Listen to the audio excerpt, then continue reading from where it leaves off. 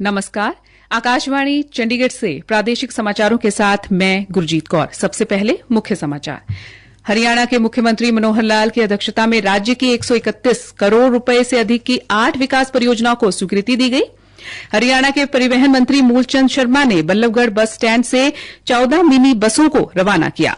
भारतीय अंतरिक्ष अनुसंधान संगठन ने श्रीहरिकोटा स्थित अंतरिक्ष केंद्र से PSLV-C55 को सफलतापूर्वक अंतरिक्ष में भेजा।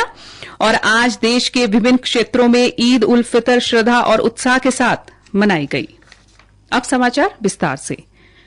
हरियाणा के मुख्यमंत्री मनोहर लाल की अध्यक्षता में आज राज्य की लगभग 131 करोड़ रुपए से अधिक की 8 विकास परियोजनाओं को स्वीकृति प्रदान की गई। इनमें लोक निर्माण विभाग व जन स्वास्थ्य विभाग की 2 तथा फरीदाबाद मेट्रोपॉलिटन विकास अथॉरिटी की 3 परियोजनाएं शामिल हैं। मुख्यमंत्री 10 करोड़ रुपए से अधिक की विकास परियोजनाओं की स्वीकृति वाली बैठक की अध्यक्षता कर रहे थे। उन्होंने कहा कि जींद जिले के दालमवाला गांव में नहर आधारित जल परियोजना की स्वीकृति प्रदान की गई। लगभग 13 करोड़ रुपए से अधिक की इस पेयजल परियोजना से बेहतवाला, खोखरी, हैबतपुर, मांडो गांव सहित 5 गांवों की आबादी को निर्बाध रूप से पेयजल सुलभ होगा और इसे हांसी ब्रांच से पानी की आपूर्ति की जा सकेगी। मुख्यमंत्री ने रोहतक शहर के गुरु नानकपुरा में बरसाती पानी निकासी के लिए नया डिस्पोजल बनाने की मंजूरी दी है। इससे महावीर कॉलोनी, संजय नगर आदि क्षेत्रों में जल भराव की समस्या से निजात मिलेगी और इस पर 23.5 करोड़ रुपए से अधिक की लागत आएगी। फरीदाबाद मेट्रोपॉलिटन विकास अथॉरिटी द्वारा स्थापित की जाने वाली रेनी वैल अथॉरिटी 3 पेयजल योजनाओं की मंजूरी दी गई। इन तीनों पेयजल परियोजनाएं 10-10 MLD क्षमता की होंगी, जो यमुना नहर के साथ लगते गांव में लगाई जाएंगी। इन पर 51 करोड़ रुपए से अधिक की लागत आएगी। हरियाणा के परिवहन मंत्री मूलचंद शर्मा ने बल्लभगढ़ बस स्टैंड से 14 मिनी बसों को झंडी दिखाकर रवाना किया। उन्होंने कहा कि हरियाणा को 128 मिनी बसों की सौगात मिली है। इसके अलावा जल्द ही हरियाणा को नई इलेक्ट्रॉनिक बसें भी मिलेंगी। काबिल गौर है कि ये मिनी बसें अलग अलग डिपो में पहुंची हैं, जिनमें पलवल डिपो को 5 मिनी बस और गुड़गांव को 9 मिनी बसों की सौगात मिली है। परिवहन मंत्री ने कहा कि हरियाणा रोडवेज गरीबों का जहाज है। हरियाणा में बेहतर यातायात सुविधा देने के लिए हरियाणा रोडवेज में बसों के बेड़े को बड़ा और मजबूत किया जा रहा है। राष्ट्रपति द्रौपदी मुर्मू परसों 24 अप्रैल को करनाल आएंगी।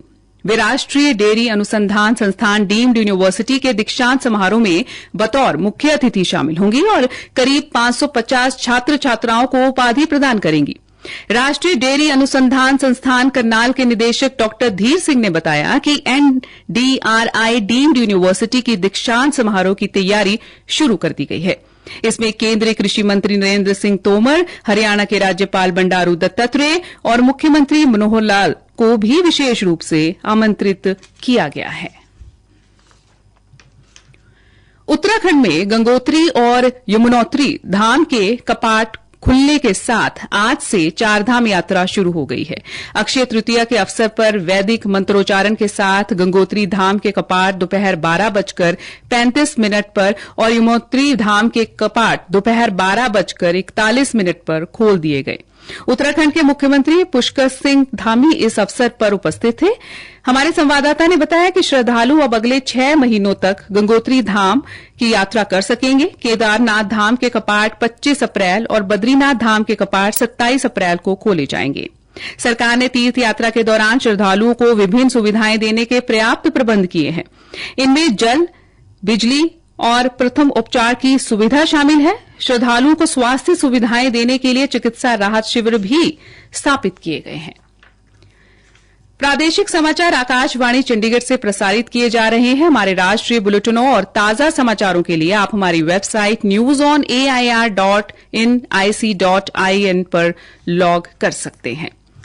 भारतीय अंतरिक्ष अनुसंधान संगठन ने आज श्रीहरिकोटा स्थित सतीश धवन अंतरिक्ष केंद्र से polar satellite launch vehicle C55 mission सफलतापूर्वक लॉन्च किया। PSLV-C55 व्हीकल अपने साथ 2 सिंगापुर उपग्रह लेकर गया है। ये एक व्यापारिक मिशन है जो कि इसरो की व्यापारिक शाखा न्यू स्पेस इंडिया लिमिटेड के जरिए शुरू किया गया है। एक ट्वीट के जरिए इसरो ने जानकारी दी कि PSLV-C55 लॉन्च व्हीकल ने प्राइमरी उपग्रह टेलियोस 2 तथा को पैसेंजर उपग्रह ल्यूमिनाइट 4 उनके अभिप्रात 586 किलोमीटर के गोलाकार कक्षा में दागा है। आकाशवाणी से प्रसारित किए जा रहे मन की बात कार्यक्रम की 100वीं कड़ी इस महीने प्रसारित हो रही है।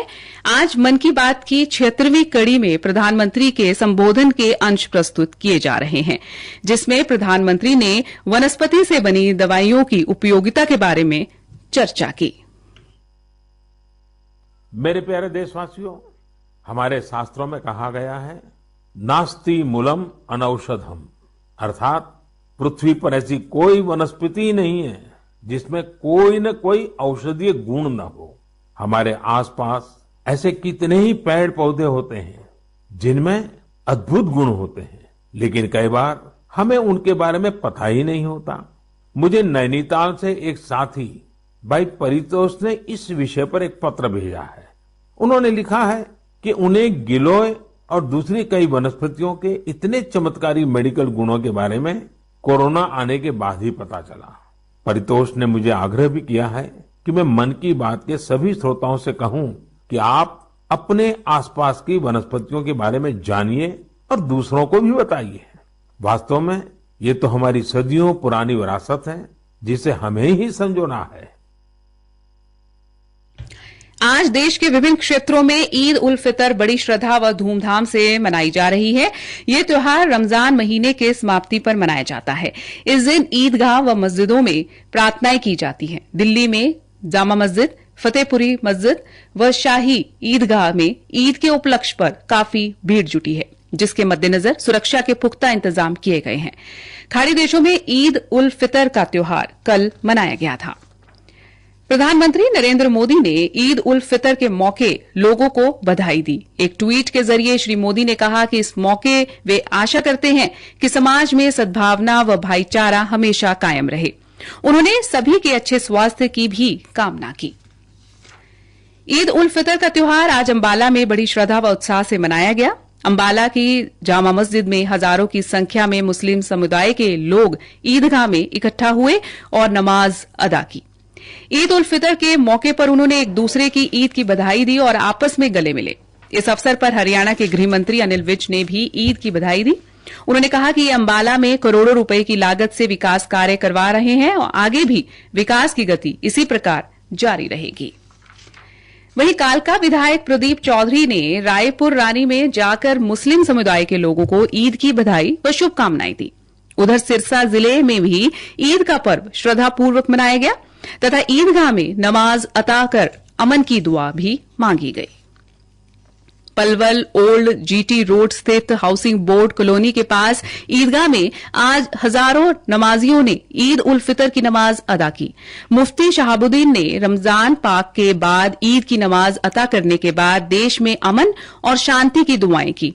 इस अवसर पर एक दूसरे को ईद की मुबारकबाद भी दी गई। अंबाला जिला में अक्षय तृतीया और परशुराम जयंती का त्योहार धूमधाम से मनाया जा रहा है। आज अंबाला छावनी के भगवती मंदिर सहित विभिन्न मंदिरों में पूजा अर्चना की गई तथा हवन यज्ञ आयोजित हुए। इस अवसर पर भगवान परशुराम सेवा समिति की ओर से अनेक कार्यक्रम पेश किए गए तथा अंबाला छावनी व शहर में विभिन्न स्थानों पर भंडारों का आयोजन भी किया गया। पानीपत में भगवान परशुराम की जयंती पर जिले की सामाजिक व धार्मिक संस्थाओं ने उनकी तस्वीर पर पुष्प अर्पित करते हुए नमन कर जयंती मनाई। इस अवसर पर जिले भर में कार्यक्रम आयोजित किए गए और आह्वान किया गया कि वे भगवान परशुराम के आदर्शों को आत्मसात कर समाज के हर वर्ग के उत्थान में योगदान दें। राज्यसभा सांसद कृष्णलाल पंवार ने प्रदेशवासियों को भगवान परशुराम की जयंती पर बधाई दी। कुरुक्षेत्र जिले के बन गांव के 4 एकड़ जमीन के किसान अंकुर कुमार ने धान के स्थान पर 3 एकड़ में सब्जियां लगानी शुरू की और 1 एकड़ में टमाटर के 1700 से 1800 कैरेट का उत्पादन किया, जिससे उन्होंने सब्जियों की 13 लाख रुपए की रिकॉर्ड बिक्री की। इसके लिए किसान ने मुख्यमंत्री मनोहर लाल का आभार व्यक्त करते हुए कहा कि उन्होंने मुख्यमंत्री की अपील को मानते हुए परंपरागत खेती को छोड़ा और मेरी फसल मेरी विरासत योजना से प्रभावित होकर सब्जियों की खेती को अपनाया। अंत में मुख्य समाचार एक बार फिर से। हरियाणा के मुख्यमंत्री मनोहर लाल की अध्यक्षता में राज्य की 131 करोड़ रुपए से अधिक की 8 विकास परियोजनाओं को स्वीकृति दी गई और आज देश के विभिन्न क्षेत्रों में ईद उल फितर श्रद्धा और उल्लास के साथ मनाई गई। इसी के साथ ये समाचार बुलेटिन समाप्त हुआ। नमस्कार।